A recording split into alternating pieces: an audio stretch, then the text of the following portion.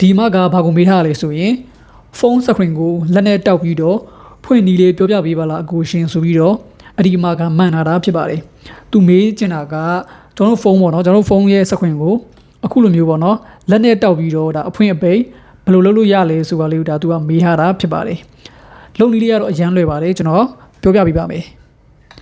ကျွန်တော် setting ထဲကိုသွားမယ်ပြီးရင် setting ထဲကဒီ top ပုံစံသင်္ကေတလေးပေါ့နော်အဲ့ဒီကောင်လေးကိုဒီမှာသူက lock screen လို့လည်းခေါ်တယ်ပေါ့နော်အဲ့ဒီကောင်လေးကိုတစ်ချက်နှိပ်ပြီးတော့ဝင်လိုက်ပါ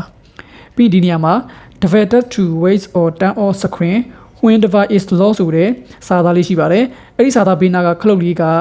အခုလိုမျိုးပိတ်နေတယ်ဆိုရင်တစ်ချက်ဖွင့်ပေးလိုက်ပါဒါဆိုလို့ရှိရင်တော့ရှားသွားပါပြီလုံနည်းလေးကတော့အရင်ကမှလွယ်ပါတယ်ဒါကျွန်တော်အခုစမ်းပြပေးတဲ့ဖုန်းလေးကတော့ဒါ Redmi ဖုန်းပါနော် Redmi ဖုန်းဒီတချို့တခြားဖုန်းတွေမှာဆိုလို့ရှိရင်ကျွန်တော်အခုပြောသလိုမျိုးဒါတွေ့ချင်မှတွေ့မှာပါအဲ့လိုအခါမျိုးမှာဆိုရင်တော့ဒီ search bar မှာတွားပြီးတော့ DOUBA develop TAB တက်ပေါ့နော် develop တက်ဆိုပြီးတော့တစ်ချက်ရိုက်ရှာလိုက်ပါရိုက်ရှာလို့ရှိရင်ဒီ top ပုံစံသင်္ကေတရုပ်ပုံလေးရယ်ပြီးဒီဘေးကစာလေးရယ်တစ်ချက်မှတ်ထားပါ default to wait or turn off screen when device is locked ဆိုတဲ့စာသားလေးပါဒီလိုလေးပေါ်လာပြီဆိုရင်တစ်ချက်နှိပ်လိုက်ပါနှိပ်ပြီးတော့ခုနကခလုတ်လေးကအခုလိုမျိုးပိတ်နေရဆိုလို့ရှိရင်တစ်ချက်ဖွင့်ပေးလိုက်ပါဒါဆိုလို့ရှိရင်တော့ရှာသွားပါပြီအခုလိုမျိုးဖုန်းစခွင့်ကိုလက်နဲ့တောက်ပြီးတော့အဖွင့်ပိတ်လုပ်လို့ရသွားပြီပဲဖြစ်ပါတယ်